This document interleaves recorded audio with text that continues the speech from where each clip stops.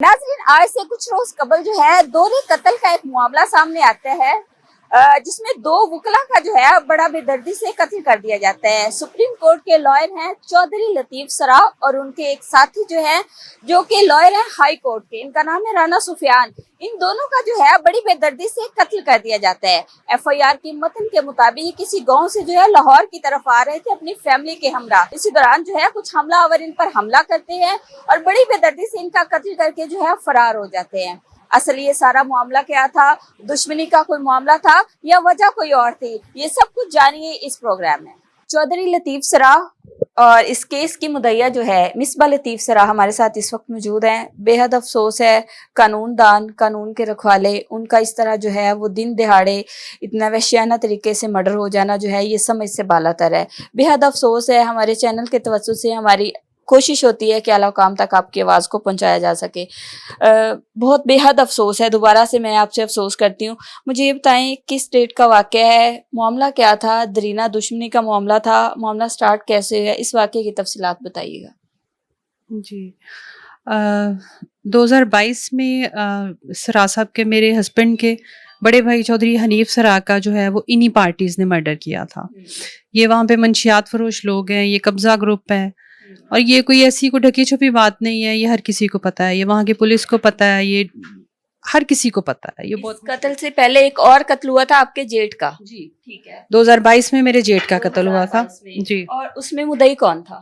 मेरे हस्बैंड मुद्दई। आपके हस्बैंड मुद्दई थे। ठीक है। तो केस जो है उसमें मुल्जिमान जो हैं वो अरेस्ट हुए थे?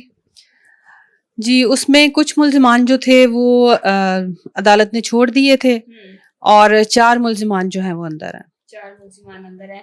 इस केस के पीछे जो है वही लोग हैं, इस कत्ल के पीछे वही लोग हैं? जी, ये तो वाज़ेह है। ये तो 3 साल से वो थ्रेट्स आ रही थी। 3 जो थे वो अटैक्स हुए हैं मेरे हस्बैंड पे, हमारे घर पे इवन के वो अटैक हुआ है। ये तो वाज़ेह था, वो तो साफ, वो तो रोज कहते हैं रात को मार के सोते थे कि आज सुबह हमने लतीफ सरा को मार देना। ये तो 3 साल अल्लाह ताला ने जिंदगी ज्यादा दी हुई थी, अल्लाह ताला ने बख्शी हुई थी, तो ये नहीं हुआ। अदरवाइज तो ये वो उसी वक्त वो कहते थे कि अगर लतीफ सरा को मार दिया तो इसका तो पीछे मुद्दई भी किसी ने नहीं बनना। वो बड़े फख्र से कहते थे। क्यों? अल्लाह माफ करे, जिंदगी मौत का इख्तियार तो अल्लाह ताला के हाथ में है और आप जो है वो खुद एडवोकेट हैं, तो ये बात वो कैसे इतनी बेबाकी से कर सकते हैं? उस दिन क्या हुआ था?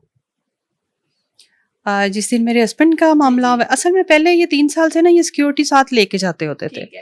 गांव था, जाहिर है बरादरी थी वहां पे, रिश्तेदार तो इनके वहां से नकल मकानी कर चुके हुए थे क्योंकि वहाँ इसी वजह से। जी बिल्कुल इसी वजह से, क्योंकि खौफ और रास वहाँ पे उनके भाई की डेथ के बाद इतना खौफ और रास वहाँ फैल गया था।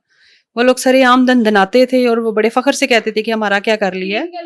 जी, वो बहुत क्रिमिनल लोग, रिकॉर्ड याफ्ता। आप उनका रिकॉर्ड देख लें, आप मुरीद के थाने में उनके खिलाफ एफआईआर देख लें, आप फिरोजवाला कचहरी में उनके खिलाफ जो केसेस हैं वो देख लें, दरखास्तें सब कुछ चेक कर लें। इवन कि आप उनके अकाउंट्स निकाल के देखें। उनका काम है सारा दिन वो मंशियात के अड्डे पे बैठना, मंशियात बेचनी, वो ढेर उन्होंने लगाए होते हैं गन चलानी, और ये वो इस तरह से लोगों को हरासा करना। तो इनके जो रिश्तेदार थे वहां पे, जो करीबी थे, वो उन लोगों ने सबने वहां से नकल मकानी कर ली। ठीक है। और फिर इनको ये है कि कभी खुशी गमी पे जाना पड़ता था, वहां पे गांव जाना होता था, तो फिर ये है कि मुरीद के से वो सिक्योरिटी अपने साथ लेके जाते होते थे। ठीक है। तो उस दिन आखिर क्या हुआ कि उस दिन जो थी वो सिक्योरिटी नहीं थी, एक बहुत बड़ा सवालिया निशान है। आप लोग देखें। मुझे बताएं, मौके पे डेथ हो गई थी? जी, मौके पे डेथ हो गई। ठीक है। उनके एक जो साथी थे जिनका मर्डर किया गया, वो कौन थे? वो बच्चा 20 साल से हमारे साथ वो अटैच था। पहले हमारा एसोसिएट था, उसके बाद इंडिपेंडेंट करना शुरू कर दिया। नारोवाल से बिलोंग करता था, वो भी एडवोकेट हाई कोर्ट है, और वो समझे कि वो हमारा बेटा ही है। हमारे लिए ये डबल लॉस है। ठीक है। 2 उसके छोटे छोटे बच्चे थे, एक उसकी 3 साल की बेटी है और एक उसका 2 साल का बेटा है। उस केस में भी मुद्दई आप हैं? जी, उनकी फैमिली है? नहीं, उसमें भी मुद्दई मैं हूँ। उसमें भी मुद्दई। अच्छा, मुझे ये बताएं कि ये मामला जो हैं ये पिछले 3 साल से चल रहे थे, आपको इस चीज का कोई आइडिया था? कभी घर पे हमलावर हुए हो, कभी थ्रेट्स आई हो? जी, वो आइडिया क्या, मैं तो ये कहती हूँ कि इनके रिलेटिव्स जो थे, जो इस्लामाबाद में इनके कुछ रिलेटिव्स बैठे हुए हैं जो नकल मकानी करके गए हैं, वो मुझे एक बात कहते थे, एंड में वो मुझे एक बात कहते थे। वो कहते थे कि जितना हम गांव से सुनते हैं चीजें कि उन्होंने आज लतीफ सरा को मार देना है, कल मार देना है, उसको पैसे दिए हुए हैं, वहां बैठे हुए हैं, तो इसकी अल्लाह ने बचाई हुई है। مطلب یہ سوالیہ نشان تھا کہ پھر آج تک مارا کیوں نہیں. اور میں اللہ تعالیٰ سے ایک بات کہتی ہوتی تھی, میں کہتی تھی کہ اللہ کیا تو نے موت کے پروانے ان کے ہاتھ میں دے دیے ہیں کہ یہ جس کو چاہیں گے موت دے دیں گے. تو پھر بس میں اپنے ہسبینڈ کو آیت الکرسی پڑھ کے اللہ کے سپرد کر کے بھیج دیتی ہوتی تھی. ٹھیک ہے. اچھا, اس سے پہلے جو ہے کبھی گھر پہ حملہ یا اس طرح کا کوئی؟ جی ایک دفعہ میرے گھر پہ بھی حملہ ہوا ہے, تب بھی اللہ تعالیٰ نے ہمیں بچا دی ہے, اور وہ بھی جو ہے وہ درخواست جو ہے وہ ہے. ٹھیک ہے. اس سے پہلا کیس جو کیس قتل سے جڑا ہوا ہے آپ کے جیٹ کا, اس کیس میں جو ہے آپ کو کیا لگتا ہے, کہیں جو ہے ہمارے جوڈیشری سسٹم پہ تو کافی سوالات بنتے ہیں, لیکن آپ کو کیا لگتا ہے کہ اگر ملزمان کو سزا مل جاتی تو کیا یہ مرڈر ہوتا؟ جی آج یہ نہ ہوتا اگر یہ ٹرائل ہی کمپلیٹ ہو جاتا. دیکھیں نا, میں سزا کی بھی بات نہیں کر رہی, میں کہہ رہی ہوں کہ اگر یہ ٹرائل ہی کمپلیٹ ہو جاتا, عدالت کو پتا تھا کہ یہ تھریٹس ہیں, ان پہ حملے بھی ہو رہے ہیں, پولیس کو پتا تھا کہ یہ تھریٹس ہیں, بار کو پتا تھا کہ لطیف سرا پہ حملے ہو رہے ہیں, تو اگر یہ اتنا ہی وہ جج صاحب اتنا ہی کر لیتے تو یہ ہے کہ آج یہ نہ ہوتا. آج میرے بچے یتیم ہوئے ہیں, کل کو جو انوالو تھے, میں چاہوں گی کہ میرے اللہ ان یتیموں کو کے چہرے مجھے دکھائے. کتنے بچے ہیں؟ جی میرے 2 بچے. 2 بچے ہیں. کتنا عرصہ ہو گیا شادی کو؟ 18 سال. 18 سال کا عرصہ آپ نے چودھری لطیف سرا کے ساتھ گزارا ہے. کیسے انسان تھے اور دوسرے لوگوں کے ساتھ جو ہے ان کا رویہ کیسا تھا؟ کورٹ میں دوست احباب کے ساتھ ان کی کیسی بنتی تھی؟ بس میں یہی کہتی ہوں, ہر بندہ, بلکہ ہر بندہ جو ہے وہ آپ بار سے پوچھ کے دیکھ لیں اس بندے کے کردار کے بارے میں, اس کے اخلاق کے بارے میں. جو بار کی فیمیلز تھیں وہ ساری ان کی بہنیں تھیں, وہ یہی کہتی تھی سب کے بار میں سر پہ ہاتھ کوئی نہیں رکھتا. لطیف سرا ایسا تھا کہ چاہے وہ ان سے سینئر ہیں جونیئر ہیں, وہ سر پہ ہاتھ رکھتے تھے, وہ کہتے تھے یہ میری بہن ہے.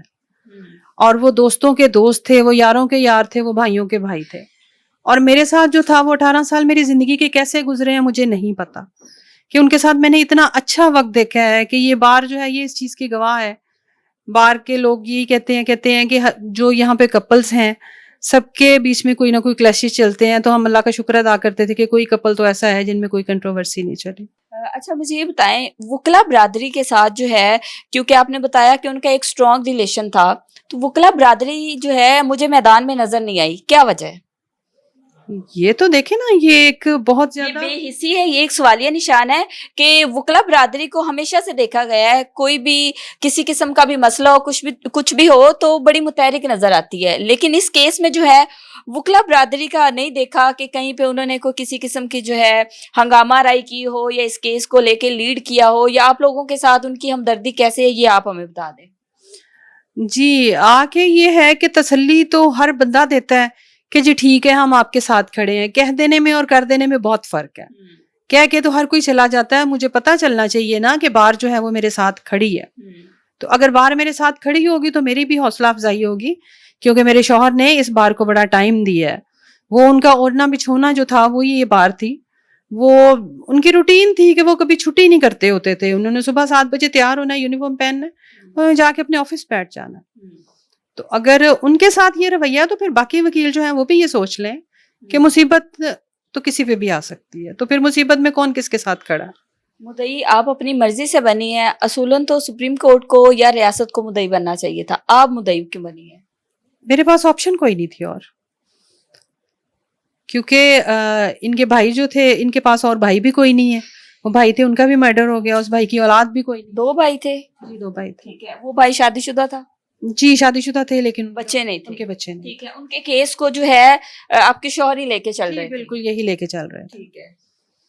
میرے ہسبینڈ ہی ان کے کیس کو لے کے چل رہے تھے. FIR ہو گئی, پولیس کا جو رویہ ہے اس وقت آپ کے ساتھ کتنا تھا؟ آپ خود لائر ہیں, ہمارے جوڈیشری سسٹم سے, ہمارے پنجاب پولیس کے سسٹم سے بخوبی واقف ہیں. مجھے یہ بتائیں پولیس کا تعاون کیسے ہے آپ کے ساتھ؟ جی پولیس یہ ہے کہ پولیس اس وقت تو پولیس تسلیاں بھی دے رہی ہے اور سننے میں بھی آ رہا ہے, لیکن جب تک جو ہے وہ ہمارے جو مجرم ہیں وہ گرفت میں نہیں آتے اور ان کو پولیس کیفرے کردار تک نہیں پہنچاتی, تو پھر تب تک یہ ہے کہ ہمیں تو سکون نہیں ہے. کتنے ملزمان اب تک اریسٹ ہو چکے ہیں؟